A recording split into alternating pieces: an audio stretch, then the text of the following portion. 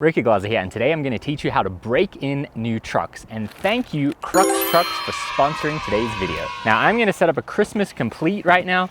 So I got my Braille deck, I got my Crux trucks, I got some Richter wheels, Bronson bearings, and Crux hardware. I do have two utensils right here. I feel like you guys probably know how to set up a board, so I'm not going to explain every basic step, but I thought I'd just run through some of the specifications that I have. So I'm skating an 8-inch board. This is a Braille board and it's made by PS Sticks. Okay, so we're just going to grip it up. You know, some people take the sticker out, but I ain't got time for that.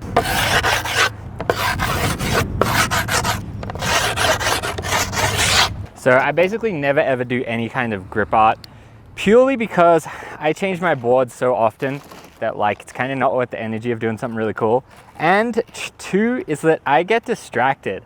I'm trying to think about a trick and focus on a trick.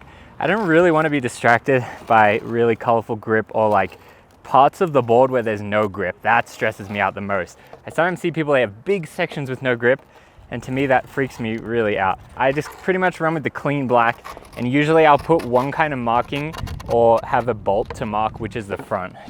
So I like to skate mob grip, and purely I do like it to be the maximum grippiness. For a long time I wasn't fussed about the grip, but then I started to try some tricks and be like, man, I really would like grip there. But what I usually do is I use my offcuts and I sand a bit down and maybe just lightly sand the board. Maybe if I just got new shoes, I would sand it a little bit more, but we just kind of go like this. Just for the thumb, and then maybe like, just for the vibes, you know? People sometimes like to push these all the way through from here, but I kind of don't like to do that because I feel like sometimes it breaks kind of messily around the hole and it kind of stresses me out a little bit. So what I usually do is I'll just put the indents, oh, that one I accidentally did, but I'll put the indents of where they are, and then I will push down this way. Okay, now it is time to put on the trucks. So once again, thank you Crux Trucks for sponsoring this video. I love you so much. So these are the K5s, and they have this down low kingpin, and it has this Allen key. So basically what's going on here is you could use an Allen key or you could use the normal T-tool. So I really like that decision. I think back in the day, Crux had only Allen key, and I used to like that. It's very low from the hanger, but you couldn't use the normal T-tool, so it was a little bit annoying, but now they have it absolutely perfect. One thing I will say about a new setup and a new skateboard products is I think every single person in the world loves getting a new deck. First day of the new deck, you're never bummed. You're always like, yes, new deck, so good. New wheels, wow, it feels great. New bearings, oh my goodness, it feels so good. But then when you start to get new trucks, whoa, it can be a bit of a different story.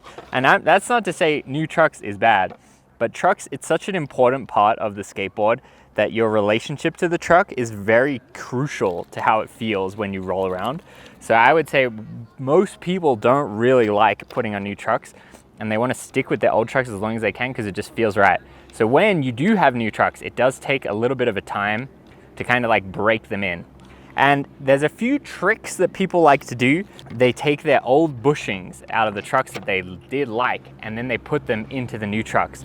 Sometimes this can make it feel like the old truck, but I don't really like to do that. I like to just run the stock bushings of the new truck and break in the bushing. Another reason that people don't like changing the trucks is when they do a lot of grinds, they will kind of get these grooves on their trucks. So if I do a lot of crooked grinds, where the board grinds on a crooked grind will become worn down. Someone does a lot of front 5-0s in transition, it will become worn down. And then when they're doing these tricks and locking in, it will actually kind of help them lock in a little bit more securely because the thing they're grinding on will go right into that groove. So then when you have brand new trucks, you got no grooves at all. And you got like, you know, just a clean slate that has never been grinded.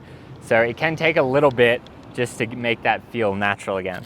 Okay, so with the trucks, I always just put all of the bolts on loose and then we can tighten it up right now. Another common thing beginners do is they won't tighten the bolts tight enough. See how I've tightened that it made it flush? Sometimes they won't tighten them and they'll be sticking out. Definitely don't want to do that. You want to kind of over tighten it that it really makes it flush, because if you can feel where the bolts are by them like sticking out, they're definitely not in tight enough. Okay, now we are ready for the wheels and bearings. When setting up a new complete, I pretty much always do it this way: grip, then board, then trucks, then wheels and bearings. And the main reason that I do the wheels and bearings last is because now I've got this place where I can put the bearings into the wheels, because before, if you try to put them onto the truck, it's a bit harder to get the leverage.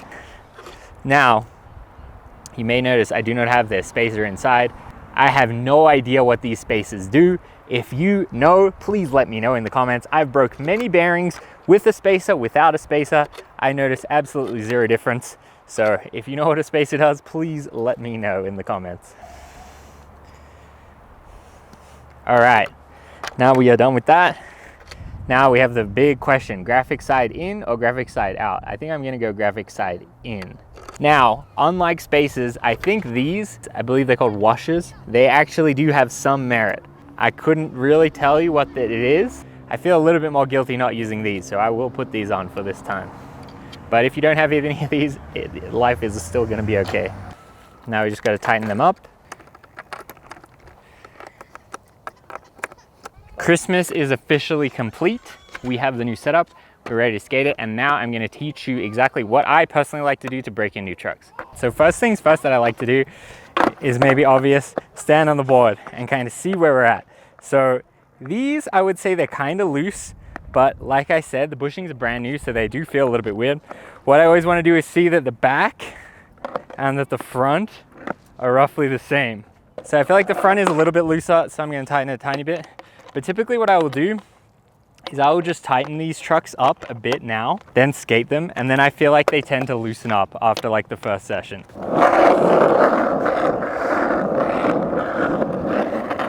Woohoo!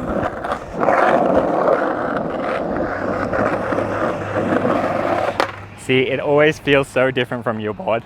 And I may tighten them slightly too much. So you just mess around for your personal preference and then just roll around a lot. Roll around the park. If you bring your tool with you and just keep tightening and loosening them, just messing around a lot with them. And then after the first session or so, usually it does stabilize. The next thing that I personally like to break in is the grinds. So I'm gonna just do a bunch of different grind tricks on this rail right here.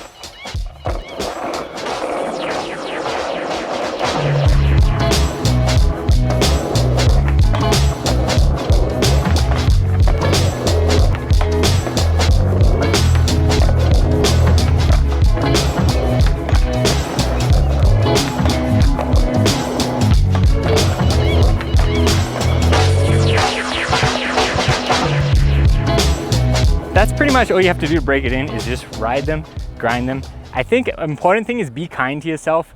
You know, it's not gonna feel like your normal board. It will take you a few sessions to really feel the glory of the new trucks. So just have fun with it. And now Janice is gonna back me up on that 50-50. Every year, I 50-50 this rail. So it's gonna be my first go of the year on it. Oh! Damn. You.